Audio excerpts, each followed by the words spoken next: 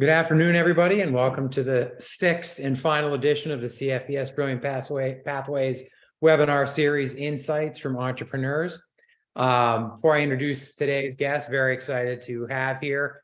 Want to talk about a few things. We have CFPS's students we work with, very interested in becoming their own boss, entering the world of entrepreneurship. 60% of students nationwide, recent study, have said they would rather work for themselves in some capacity. So part of our job in this series is to bring a little bit of a kind of a reality check to what that might look like, helpful ways of one might be able to do that.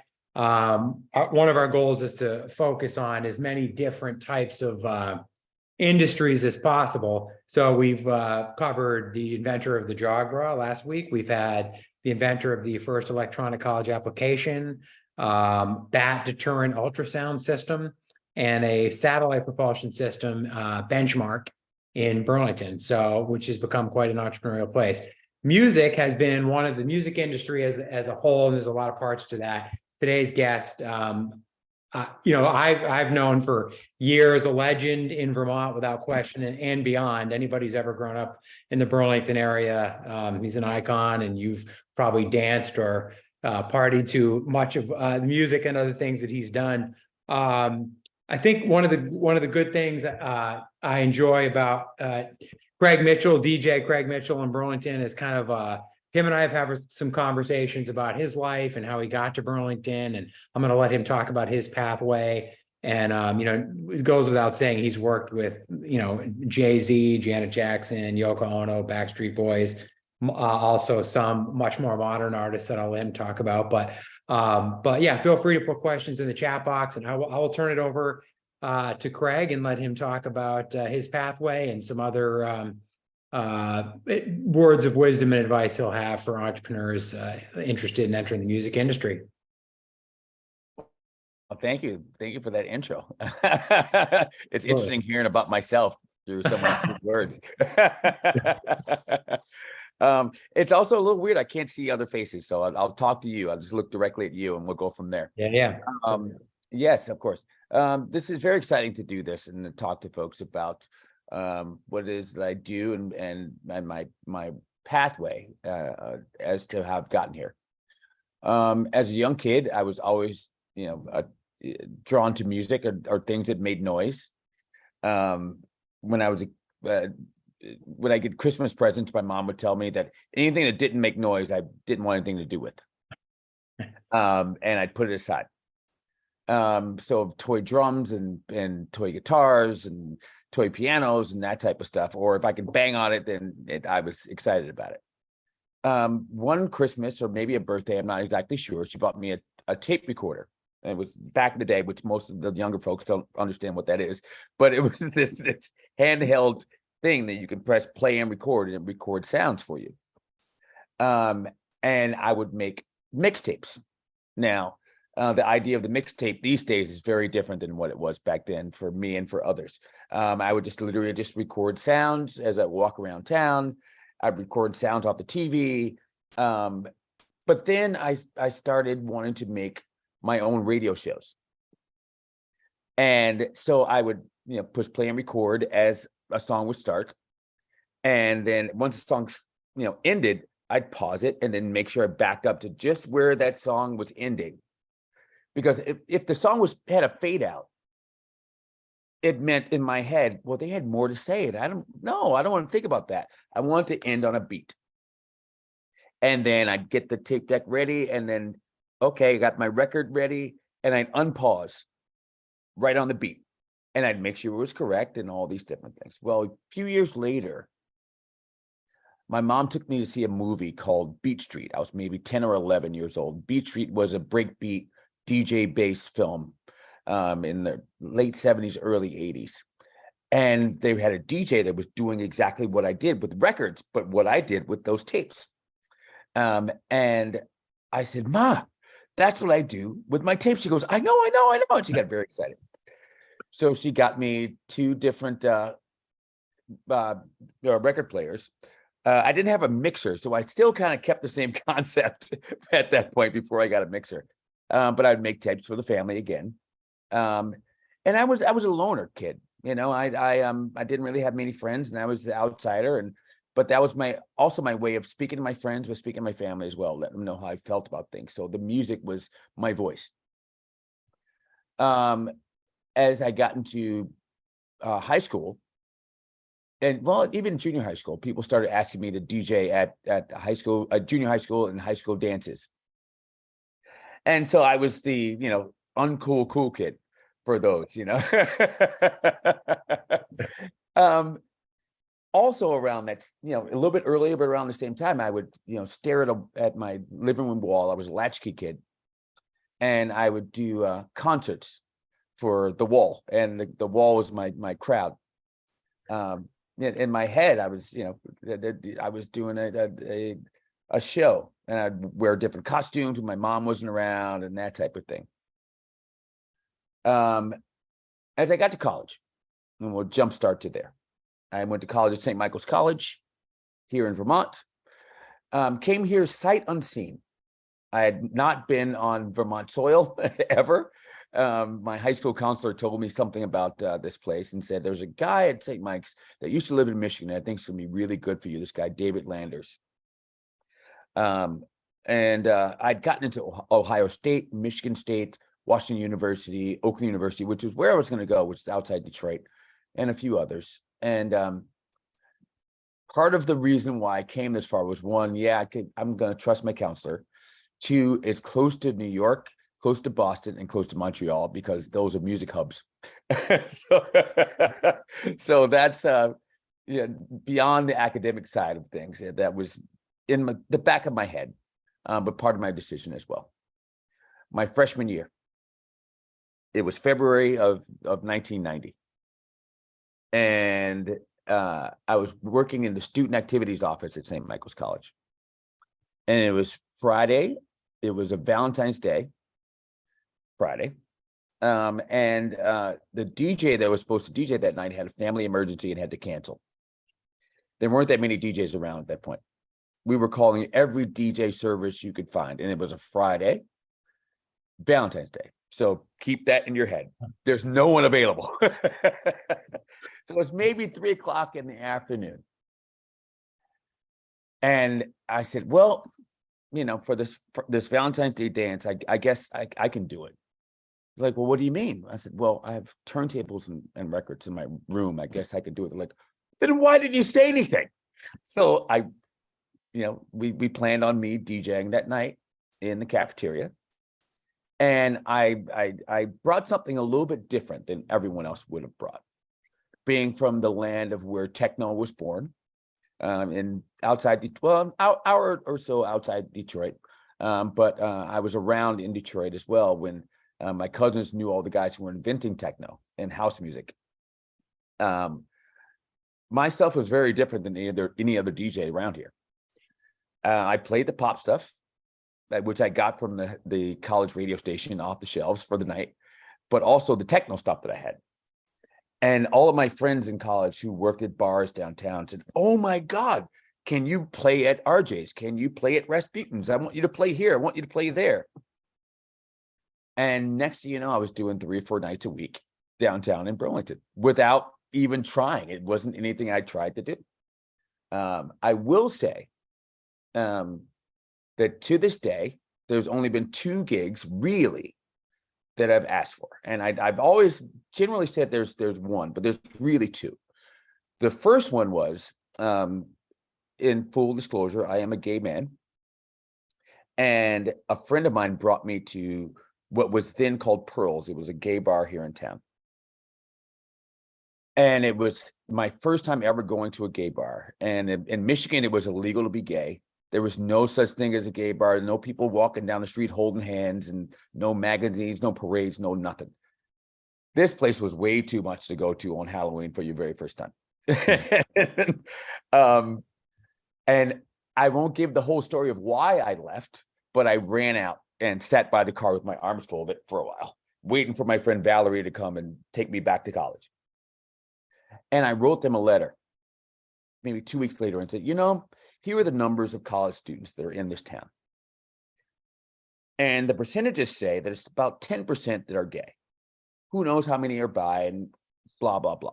But with that said, if there's 15,000 college students in this town and they're saying 10%, that means there's 1,500 students that are, either exploring or they're gay.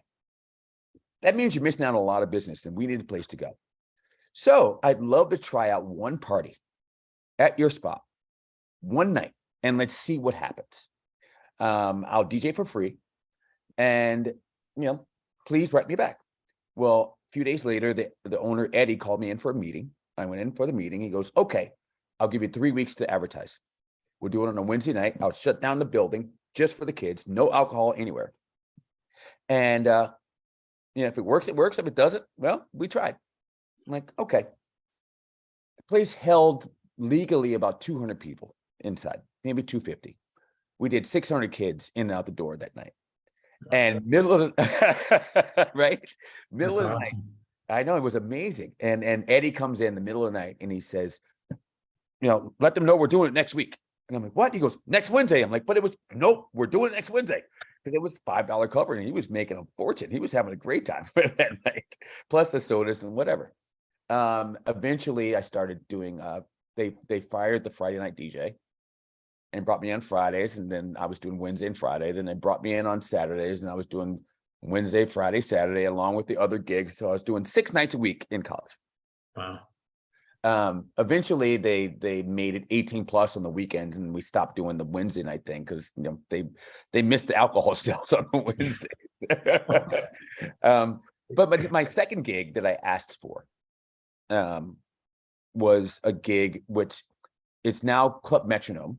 It used to be called Club The Border, which is Club Nectar's downtown. The Border was amazing.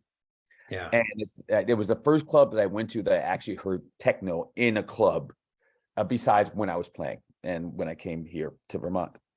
And so when it shut down, I saw in the paper that this woman, Ann Rothwell, was going to open this club called Metronome there. And I went, oh my God, I have to play in the place, The Border. I mean, Todd Warner booth. So I sent her a mixtape and she brought me in for a meeting, and I ended up opening the very first night of Metronome and played there for years and started a bunch of wonderful nights that lasted for, will I say a couple decades? Yeah. Metronome lasted for a while. So yeah, that lasted for a while. So moving forward,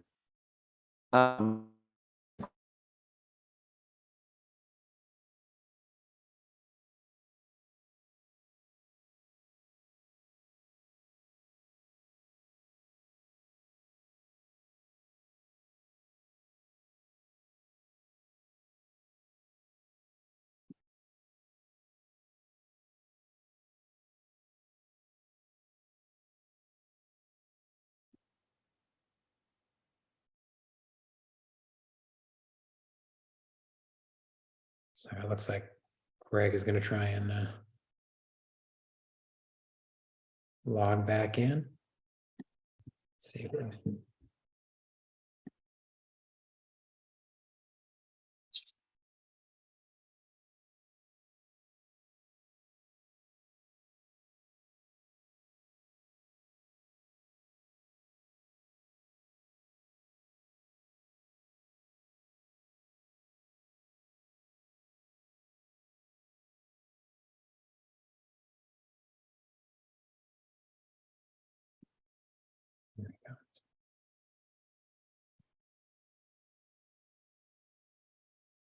Hey, Greg, can you hear us again?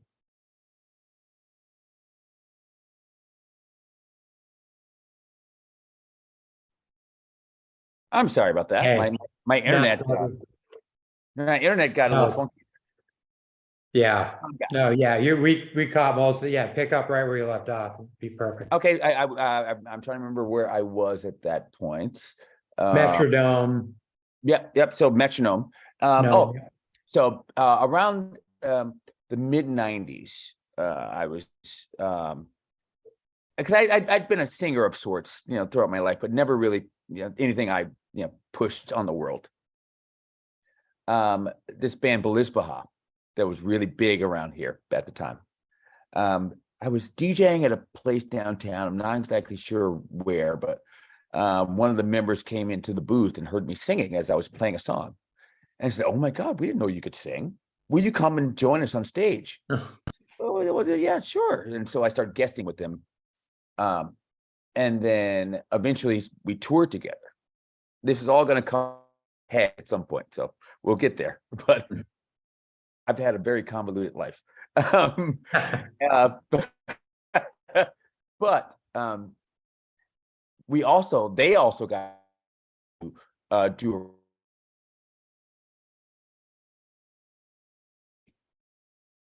and being that I was the house music, dance music guy, they asked me to, help with the remix. So I did help them, decide what should go on the remix, what shouldn't, how it should sound, etc. And one of the mixes I decided to do some vocals on. And we sent it to the label and they turned down our mix. They thought it was horrible. They thought it was the worst thing ever, but they loved my vocals. And they gave the vocals to several different DJs who were remixing the record. And they used my vocals on, I think, 3 or 4 of them on the double pack of the records. Jumping forward more, I had a band called Orange Factory that was born out of Feliz Baja. Feliz Baja was not blowing up the way that they wanted to. They weren't getting a record deal. They really wanted to be superstars, and I was not that guy. Meaning my band wanted to be, let's get a record deal right now. The record's really good. I had this guy, Rob Stevens, who produced Yoko Ono, which we'll get to her in a second. And these guys from Wu-Tang Clan helped produce the record as well.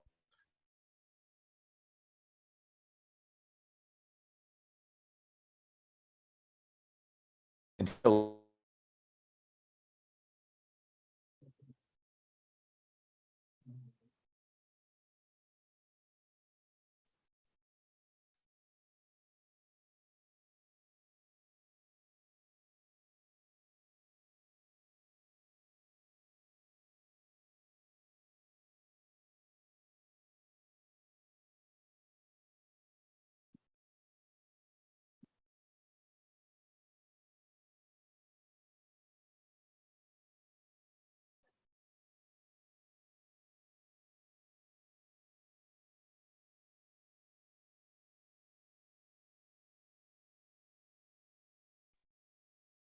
I'll just talk on here because we'll have to piece together the recording anyways. Yeah, do you think it's more our end or? No, I think it's his end for Okay. sure. Oh, here we go.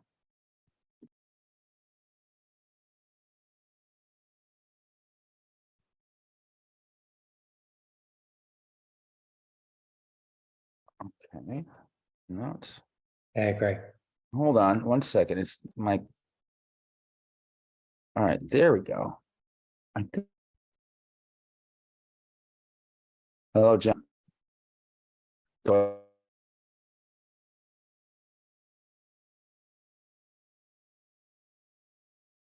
Lost you just for a second. Froze up a little bit.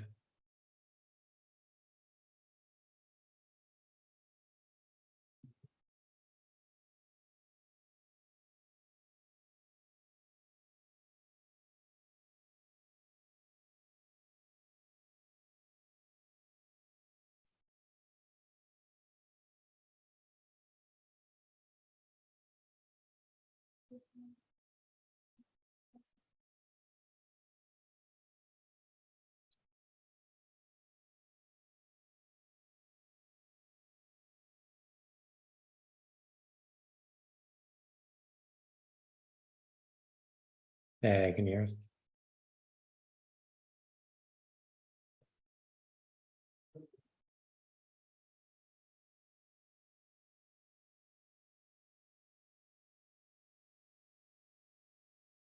It's like your audio is trying to come in there. Let's see.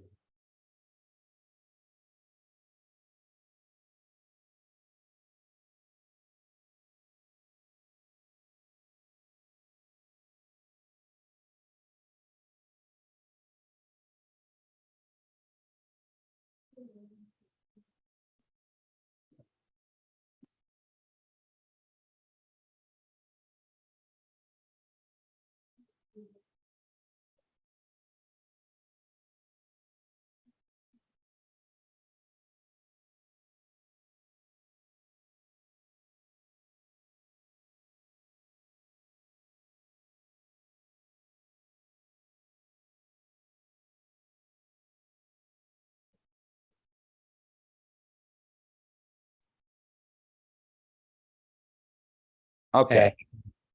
I got you now. Okay. Yeah. All right. no, Yeah. My internet's been funky. Yeah. No, I heard most of it, and then it just cut out. We can piece together the, bottom, Okay. so, Gotcha. No yeah, problem. I'm yeah. so sorry about that. No, no, it's all good. Yeah, no, the All right. story's Cool. great. Yeah, you, Great. Okay. So where I left off, I'm not sure exactly where it stopped for you. Wu-Tang, Okay, so Wu-Tang Clan. There we go. Yeah. So I was working on so we record this album called Naked. And this guy Rob Stevens, who produced Yoko Ono, and he remastered all of the John Lennon stuff and the Beatles stuff, and lots of stuff. Produced the record along with the two guys, Choco and Jose. They engineered most of the stuff.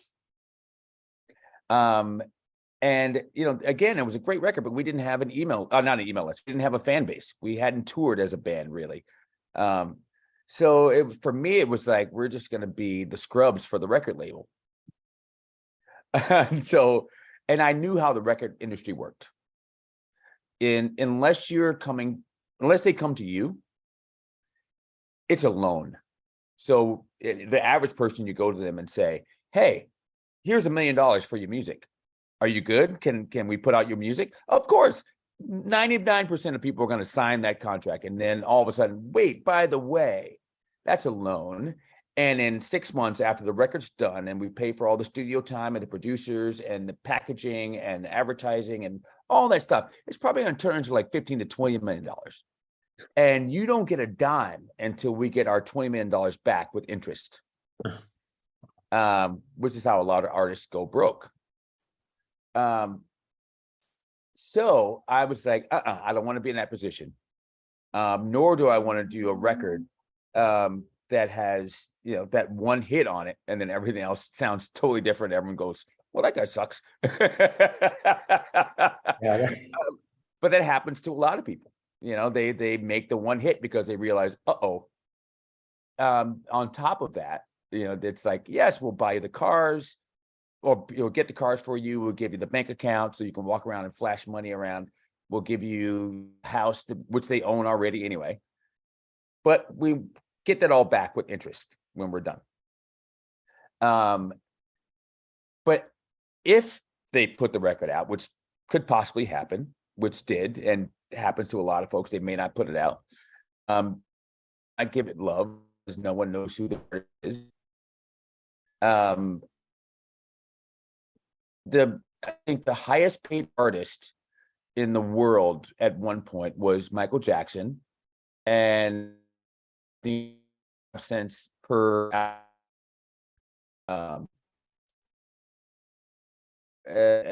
once they recouped all their money.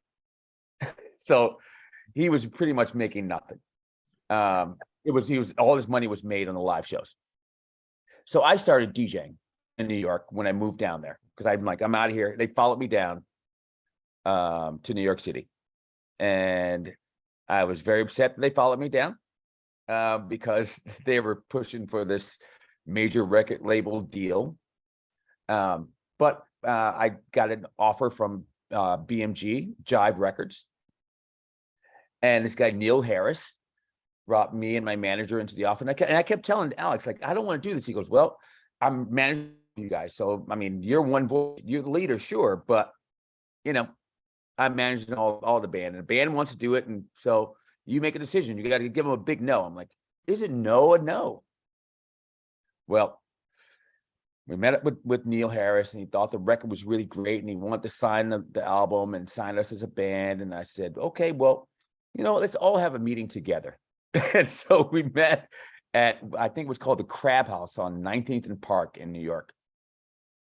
And we had dinner, and he opened the bottles of champagne, and he poured champagne for all of us. And he goes, okay, well, here's the contract, Craig. Here's the golden pen. Here we go. And I went, okay, Neil, thank you so much. But Alex, you told me to give the big no. And I'm a sheet of paper that says $1 million. And I know what that means. Guys, no means no. So thank you. No, thank you. I threw the pen down and I walked out. The band hated me. Yeah, I'm sure that didn't go over well. Yeah. Yeah, that didn't go over very well at all. Well, soon I started working for Warner Brothers, a division of Warner Brothers called Kinetic Records. Mm. Also started DJing at the Tunnel in New York City, which is a club that held 5,000 people every Saturday night. It was amazing. And Rob Stevens, who is the producer of the record, comes to me and he says, you know, I still want to work with you in some capacity. I know you want to do this dance thing. And John Lennon, the night that he was killed, they had just finished a song called Walking on Thin Ice, which is more of a disco record. There was a Yoko Ono song. And he said, John said to Yoko, you know what? You should do disco. Disco will get you because you're just weird enough and disco is just weird enough.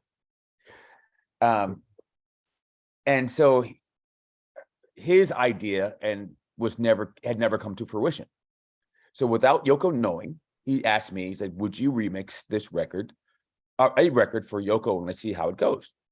And it's one of her older catalog songs. And so I said, yeah, I'll go to the guys and see what happens. He goes, okay. So I go to the guys and I said, so.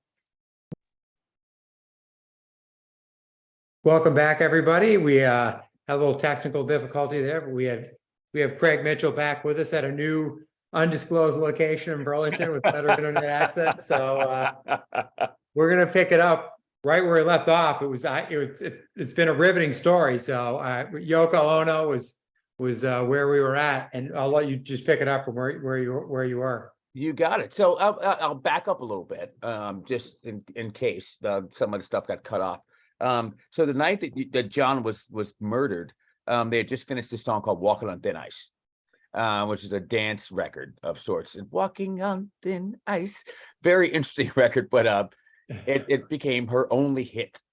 And and he said to her, you know, you're disco will get you, and you should have done disco. And years later, meaning my era, my time, Rob said, I still want to work with you. Even though you turned down the record deal, which I did, the $1 million deal. So he said, I would like for you to do a remix of Yoko Ono, being that you want to do this dance music thing. And I said, sure. So he gives me the tapes of this B-side of a John Lennon tune from 1971. The song's called Open Your Box. And it's as wild and outlandish as you think it is. So we do this record and we pitched her and we, put time stretchers on her and all this stuff and made it into this dance record with Open Your Box. And he brought it to her and he said she got up and went into the corner and crouched to her knees and went, this is what John would have wanted. What do we do now? So he comes to me, he goes, what do we do? I said, well, her last album, that was a full record on EMI, sold 1,000 copies worldwide. As someone who was working for Warner Bros. At the time, and a buddy of mine, Teddy Esposito, had taught me the art of promoting music and selling music as well. I said, we start our own label. I can run it out of my living room. He goes, what? He goes, yeah, I'll run it out of my living room and we'll sell records that way. Well, he went to Yoko and said, this is what Craig wants. And she goes, okay, here's a check for him, the first check to pay him to get started. And the only stipulation, it has to be called Mind Train Records. And I'm like, so he comes to me and he's the Mind Train Records. Okay. So I designed the cover to look like War Is Over, that whole thing that they had back in the day with John Lennon and Yoko. And I changed her to Ono, Open Your Box, because it's like, I don't want people to initially look at the cover and go Yoko Ono, because people aren't really keen on Yoko, because she, supposedly, quote unquote, broke up the Beatles. We sold 15,000 copies out of my living room in the first week. And then we sold another 15,000, then another 15,000. And we ended up selling maybe 250,000 copies out of my living room. And I was getting calls from Rolling Stone, like, wait a second, how are you doing this? You're getting Yoko to be a dance music star? How are you doing this stuff? And then the next one was Yang Yang.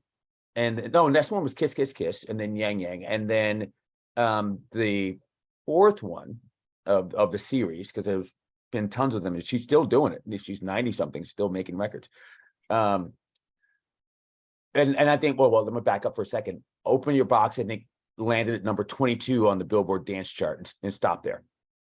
And then they kept going up exponentially. Open Your Walking on Thin Ice, on which we got Pet Shop Boys and Felix the House Cat and Danny Sinaglia and all these big DJs, along with Orange Factory as well. My crew did a mix.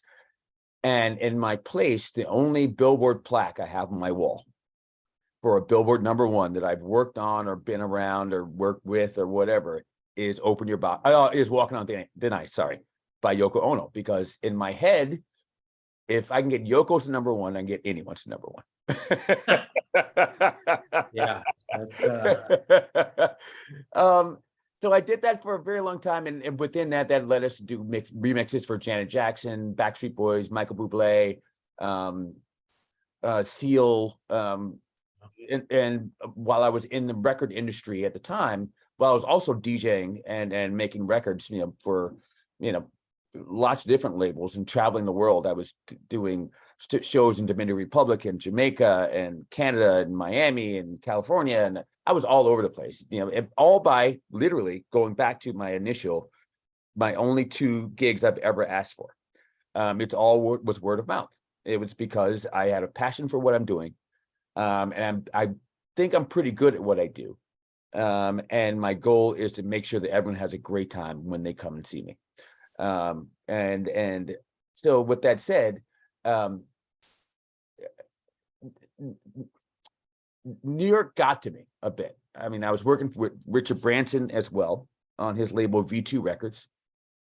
So I was doing promotions for and the White Stripes, their very first big album with Seven Nation Army, the Black Crowes, Moby. So it was starting to go to my head a bit, along with stuff that I didn't necessarily plan on stepping in, but a friend of mine that went to UVM needed a client for his voiceover agency. He was working for this company called Don Buchwald, which is pretty big in New York. And so I went in and he said, just do a voiceover tape, just whatever, just so I can show that I have someone. And I started getting booked. So I did Celebrity Deathmatch for MTV. Oh. I one year I did the Video Music Awards or Video Awards, yeah. And I did Michael Bloomberg's entire campaign for when he was running for mayor, and that became, everyone around the country asking, who's the voice that beat Giuliani? We want him. I mean, this is after 9/11. So they're like, if we want the guy that beat Giuliani after 9/11, because that's a big feat. Right. And also McDonald's, and wow, McDonald's actually paid really well. MTV paid nothing. MTV was like $250 per episode that you did, but you can use our logo anytime you want. No residuals, no royalties, no nothing. Interesting. Yeah, that was very interesting. But I got a big head. I became a jerk and I started treating people like crap. And I quickly moved back to Vermont and bought into a club. Club did very well. Eventually had to sell it and then moved to Boston and restart my career. And I said, why do I keep leaving Vermont? So I came back here. I've been here ever since. I have some pretty good things under my belt. As far as I have a great band that I tour with. We've won the best band in the state for the last 5 years or something like that. I have a band out of San Juan, Puerto Rico, with Matt Burr, who was part of Grace Potter's Nocturnals, and he was the drummer. So he asked me to be the lead singer of this band called San Mateo. So we have 3 different singles out so far. We're for whatever reason I had remixes done of one of the songs called Can't Get Enough. And I'm not sure why, but it didn't really hit here in the States, but we were in the top 10 in Malta. So I'm a superstar in Malta. Hey.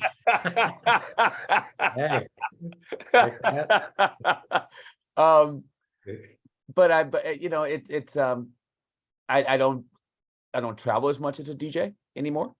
I not to say that I don't miss it. Well, that's yeah, not to say that I miss it, because I don't. I do and I don't. I'm confused on that one. I don't want to do the rat race work of it. You know, it's a different market now. Even with records, you know, my record promotion business. Back in the day, I'm in the Guinness Book of World Records for doing the promotions on the highest selling DJ mix of all time. But just this guy, oh God, now it's New York City Underground. It's the name of the record, and I can't think of his name. I'll think of it in a second. But the other one is Sasha and Digweed. They were a big DJ duo, and it was the first DJ mix CD that ever made it into the top 200, actually top 100 on Billboard charts. And that was my first big project with Kinetic Records, which was a part of Warner Brothers. Yeah, so that's it. You know, that I have some big things under my belt, and I'm excited about, and the number ones and all that stuff. It's great, but I'm so much happier now that I have, you know, I can navigate the world myself. I don't have to do all the hard work of, you know, not necessarily trying to get gigs, but traveling around from city to city, and, you know, not getting much sleep the night before, and then all of a sudden have to be once I get off a plane somewhere. And like in Quebec City, one of the last stories I'll tell. I was in Quebec City after being in Jamaica for 5 weeks for spring break DJing for MTV and all these different folks. Then I was one night in Miami for what people now call Ultra, but it was the Winter Music Conference. I had like 3 gigs that evening, and then got on a plane the next day, got right to Quebec City. They took me all around town for, you know, hours and hours and hours and hours.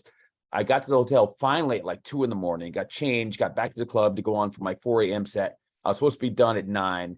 Next thing you know, I'm playing until noon, and they're like, we changed your flight, buddy. No problem, buddy. I'm like, oh my God, I got to be back in Miami in like 5 hours. What are you doing?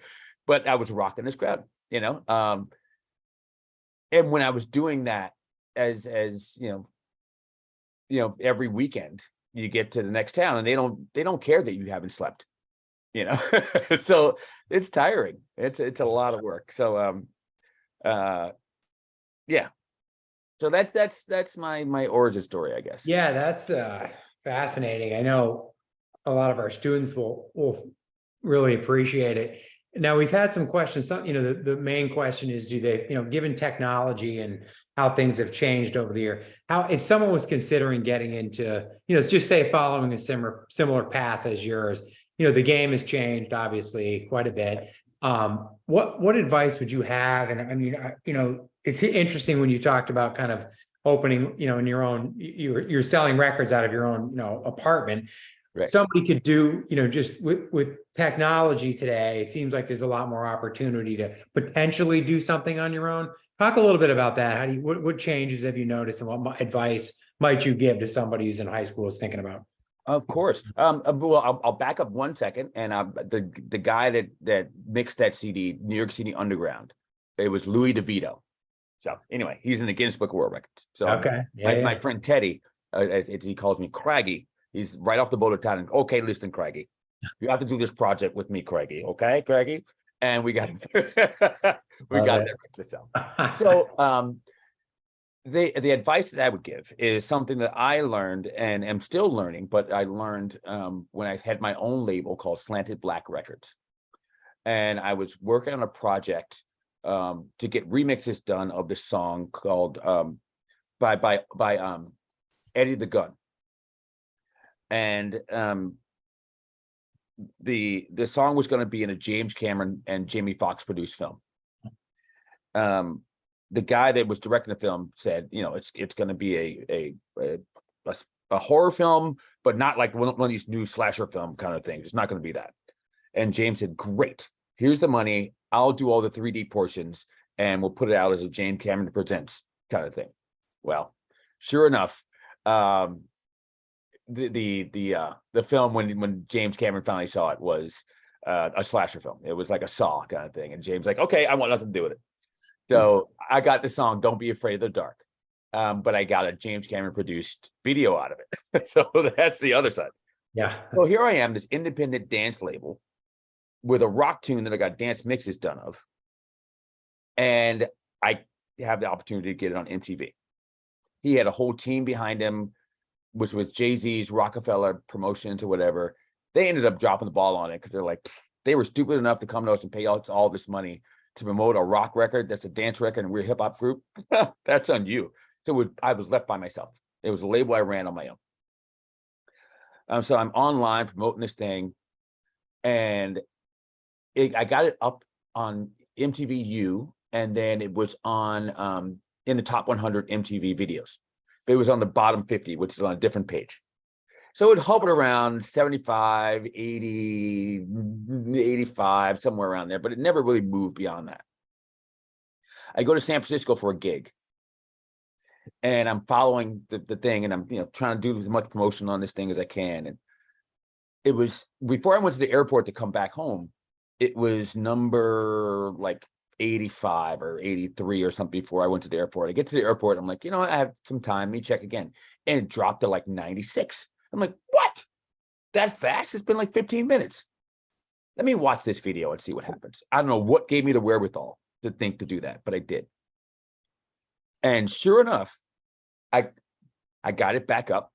After watching it twice, back up in the 80s. Then I watched it again. And I got to number 70 something. And I'm like, wait a second. Oh my goodness. So I call up a friend of mine. I'm like, hey, listen. And he was a buddy of mine I knew from New York. He used to be my manager and whatever. I said, is this like legal? Is this okay? Can I just like keep watching this video? And he goes, well, eventually they'll catch you because they'll see the same IP address, but sure, do your thing. Well, I come back to Vermont and I said, I don't want to be the guy doing F5 over and over again.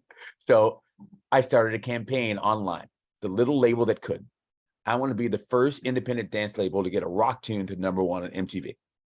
And within a week, we knocked Willow Smith, which is Will Smith's daughter, I let my hair back and forth, knocked her off at number 1. And then I figured out the thing, like, wait a second, this obviously I'm guessing, wait a minute, this little label like knocked us off at number 1. So they put their team back on it the next week. But then I figured out they take a break on the weekends. Yes. So every weekend for 6 weeks, I was number 1. So with that said, I think using the internet in the best way possible these days. I had some kids that I taught on at the Flynn to DJ and produce or whatever, who are now selling their beats to major artists, basically through SoundCloud, through online promotions, through using social media. And so it's really, use the tools that are there for you, because you don't have to pay all that money or any money to do it. And you don't have to worry about a label that gives you $1 million that they want back. You can do it all yourself. Yeah, I mean, that's interesting. It is interesting. A couple things you said earlier, I think, that are important. You talked about true passion for the craft, but also producing quality. Right. So those two things. I mean, you've mentioned a few examples of kids today, but obviously, they're not getting picked up if they're not good. Right. Yeah, and it's not worth anyone's time if you're not good. Yeah. And how you give lessons and you help, younger up and coming artists, how would you suggest, if kids don't have a lot of influence or help, or, what's the best way to try and get better? If you love it, but you just need help getting better. Right. Try to get a mentor. Yeah. Yeah. That's number 1. Listen to all the stuff that you love over and over and over again and pick it apart. Pick apart those good records and try to match what you're making to what your favorite song is. And if you can get it there, or at least close, someone will get you there. There was a guy years ago that I met who is from Charlotte, Vermont. And he was making dance music in his basement. He was 16, 17. I was part of a record store that was downtown. I was part owner of a record store in Burlington back in the 90s. And he would bring me this music that was amazing. And he would look through the records and listen to some of the stuff. And I'm like, wait a second. how are you and Charlotte like hearing this stuff? He goes, I don't really know. This is what feels good to me. But Mm. he just kept working at it and working at it and working at it. But he came up with his own sound but it was really great dance music.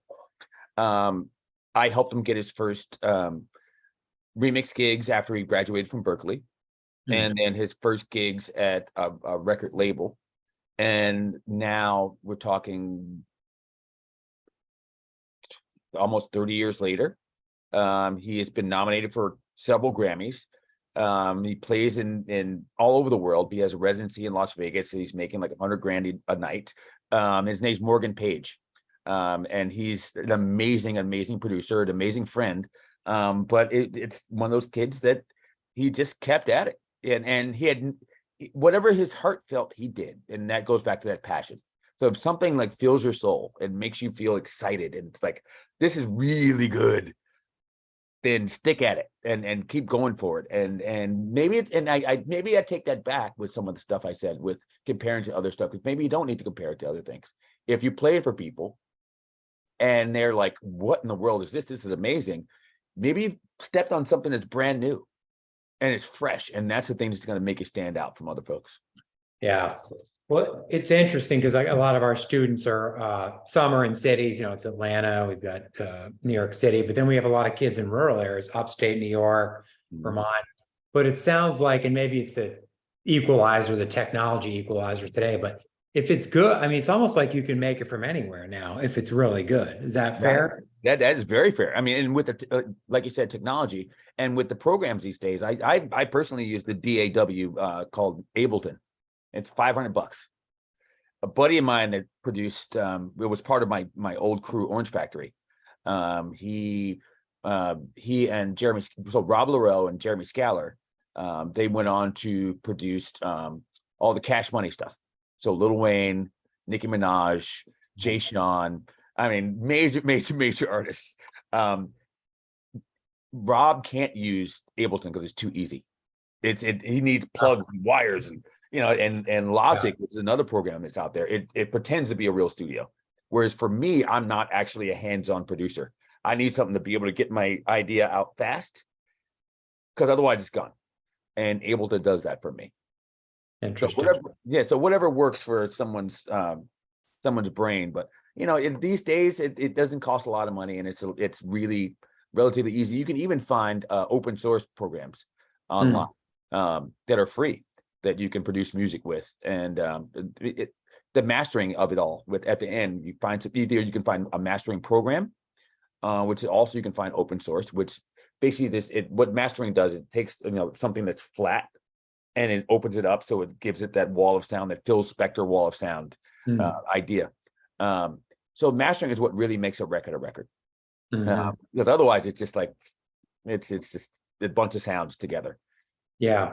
And we teach what we call them essential skills, like kind of soft skills, non-academic, it's a leadership, it's agility, networking is one of them. Is that still hugely necessary in that industry? Oh, big time. It's because I did the New York thing, and lived there for a while, I can, make a phone call. And if I really wanted a gig, I can get a gig, which, even though I don't do that.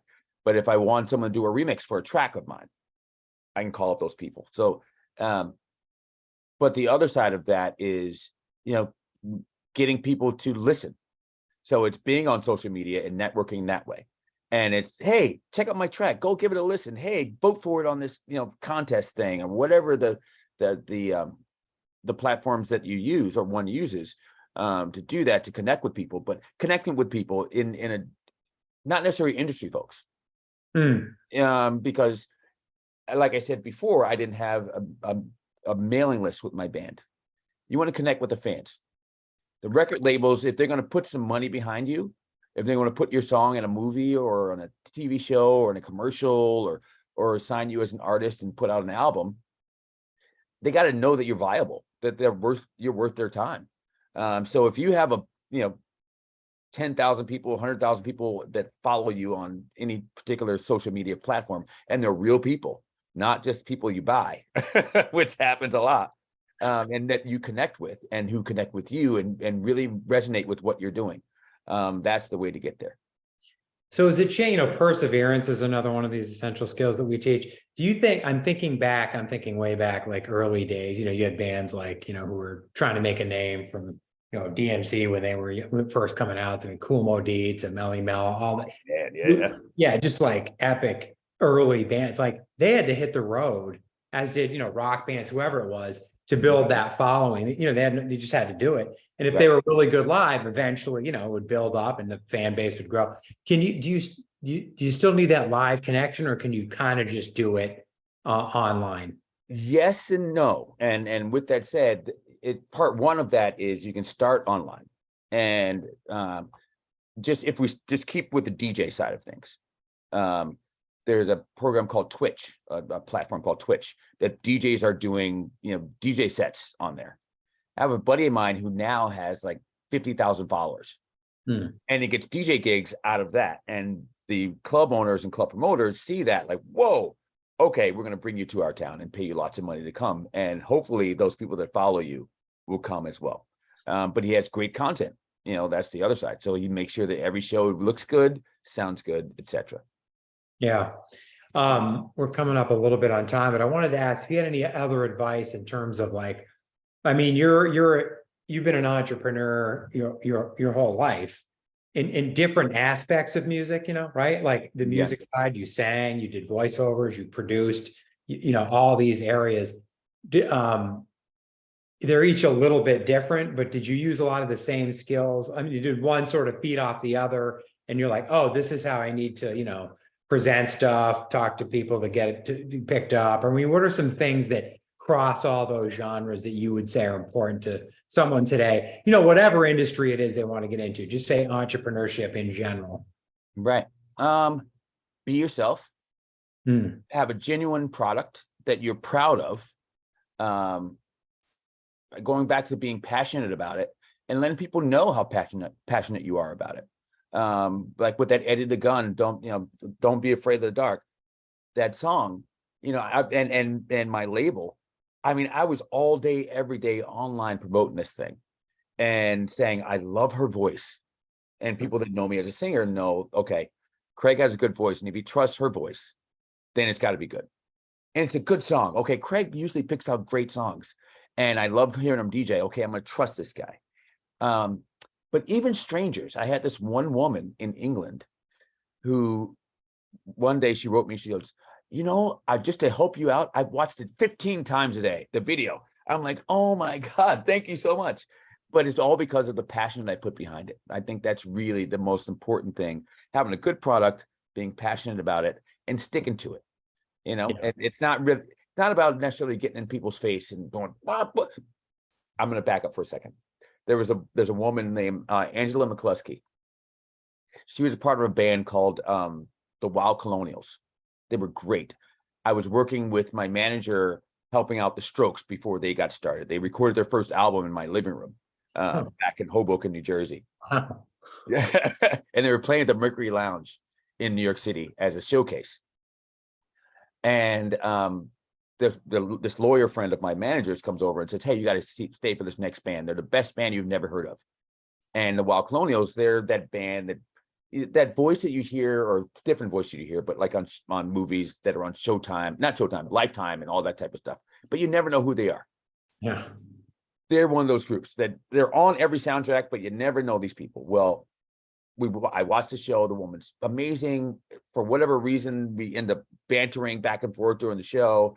And then she comes over to me and starts talking to me after the show. And I tell her that I'm working with this Yoko Ono stuff. Plus I'm working with Warner Brothers and Richard Branson. She goes, well, I really want to do this dance music thing. I have this project. Will you please come to my apartment tomorrow? I'm having a party at my house. And I said, sure. No problem. Well, I go to her house, and it's on Canal Street in New York. And there's members of Saturday Night Live there. And there's the whole band Bon Jovi, they were playing on Saturday Night Live that night. And I'm like, oh my God, okay. This is interesting. Wow. Well, she says, I want to play you something. I'm working with this band. out of France, and I want you to hear this song and let me know what you think. And in my head, I'm going, oh my God, okay, another older woman that wants to get into dance music. I'm, oh God, whatever. My ego got in the way. But I listened to the record and it was really good. But I'm like, the name of the band I don't really like. And I mean, sure, it's really good. I mean, whatever. And she called me every week for like every day pretty much for like 3-4 weeks. And then I just kept blowing her off. Months later, I'm listening to, I'm watching a video for the Mitsubishi car, and this girl was dancing in the car, raving, so to speak, and they had flashing lights, and the song, just breathe, and I'm going, where do I know that song from? I know that song. Weird. Well, months go by, and I'm in Miami for the music conference, and I see her walking down the street, and I went, oh, that was that song. Oh my God. Well, let's just say, I felt bad about ignoring her, and I wish I'd worked with her, and now she's like a big dance music star. But there was something I put on Facebook recently where I was like, speaking of things that I've missed the boat on, Angela McCluskey, she was amazing. I really wish I'd worked with her, and I tagged her in it. Said because I just blew off her calls and whatever, and I hope she's doing well. And she writes back in capital letters, well, I made it without you, so good luck. I'm like, oh no. Oh my, you must have been like, yeah. Oh man, but her persistence was great. So with that said, sometimes you just got to get into the right hands in the right place and the right people or whatever. And sometimes on my side, being a promoter, on top of being a musician and whatever, you miss the boat. You're not always, don't always have your eye on the ball. Yeah, no, and this leads to one of the last questions here that a student. So we often, it's interesting when you say, have passion and like create good material that you're really confident in, but sometimes when you produce, like I do a fair amount of writing and I'll think it's good, but it might really not be. So, but in my head, it's good. And then sometimes you take some time and you revisit it later and you're like, wow, that really wasn't that good at all. But you know what I mean? Like, but for a kid that's trying to create something and put it out and is convinced in their own head that it is, and we talk about imposter syndrome a fair amount here, and because it's really often a lack of confidence in some of our students in a variety of areas where they're just like, wow, I'm not, I'm not good enough, or I can't do this. I mean, we all think it, we all struggle with this. Some people seem to have a lot more confidence for some reason than others, but given what you just said, you sort of somehow you miss that with her, that's looking at somebody else's work, but your own work, what's a good way to, it's in your own head, it's good, and you want to build some confidence. Do you share it with others on a limited basis and kind of test it out? And then you're like, okay, I'm getting reaction from other people other than myself. Is that a good way? Because that's a great way. Egos are fragile at a young age. You're afraid to share stuff. Any advice here? Yeah, and you have to have a thick skin, but be willing to listen, be willing to have someone say, ugh, be willing to read body language, and and if it's music, how long do they stand there and listen and then start a conversation, or do they listen all the way through and go, you know what, I want to hear that again, or they point out something, or all of a sudden they're humming along. I have a buddy of mine who his name is John Creamer, and he was my first big friend in New York City. Our first good friend, I should say. I'm sorry. And he went on to sell millions and millions of records. I helped him out when he first, even though he'd already had a career, I got one of his records through promotions to sell like 3 million copies. And now, we've done records together or whatever, but now to this day, we're talking almost 30 some odd years later. 28 years later. He still sends me samples of his stuff, and to get my get my ear on and go, what do you think? What should I do better? Is this okay? So that idea should never stop, because you never want to get painted into a corner where I'm the best, I know what I'm doing, I'm the man, I'm the woman, I'm the whatever. No, we all make mistakes, or we all have that idea that we think it's grand, and then it's really maybe not for the masses, or maybe you tried something and it's way too off the mark. So just check it out with folks. I mean, I'm sure there are people that are out there that do it the opposite way, and they're they're already successful, or they're good because they're quirky. But it depends on what you're looking for, I guess. If do you want to be a superstar and appeal to the masses, or do you want to be something different and give the world something they haven't heard before? Yeah. Well, the stories are great. I could reporter and we could ask questions all day, but this is a great place to leave it. If you don't mind, if students, as we share it with the schools and the recording, if they have questions of you, or maybe they even have some music they might want to share with you. I know you're busy, you got a ton of gigs and things going on, but if that's okay, we'd love to share it. If other questions come up, send them your way. Please send them my way. And you mentioned music. I would love to hear new music from young folks and be able to give them advice or point them in the right direction if it's really good. If we might find the next Morgan Page, or the next Lil Wayne, or the next Jay Sean, or the next Eddie the Gun. You never know. They could be the next Yoko Ono. Yeah. Right. Yeah. I mean, if I were to have heard Yoko Ono go, I would never have booked her for anything or put her on a record. Yeah. But now she's been #1 several times, and she's still touring the world at 90 some odd years old. Yeah, you never know. You Yeah. never And that's a great opportunity for our students too, if they do have something to share it with someone has an ear like yours, and would be honest with them. And so we really appreciate your time and everything you've talked about. And we'll push kids to your website too. And if you got any shows coming up, we get some people to come out.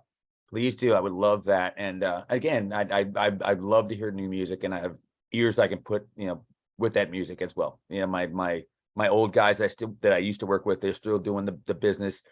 Jeremy, he's the publisher for Rihanna, and Rob's still making stuff. So I'm giving buzzwords to get kids excited about the stuff that they may not know, because the older stuff, Yoko Ono means nothing to them, but Rihanna means something to the kids. So. Right. Yeah. Yeah. We covered a lot of generations there on this. Yeah, I know. That's what comes with age. Yeah. Yeah. No, for sure. But you still got a good ear, I'm sure. So, and your connections, and yeah, so it'd be cool if we could share some stuff and continue the conversation. And I know I'll see you at Waterworks or somewhere else soon, and I look really forward to appreciate it. Thank you so much, John. Okay. Yeah. Take care. We'll talk. Yeah. All right. See ya.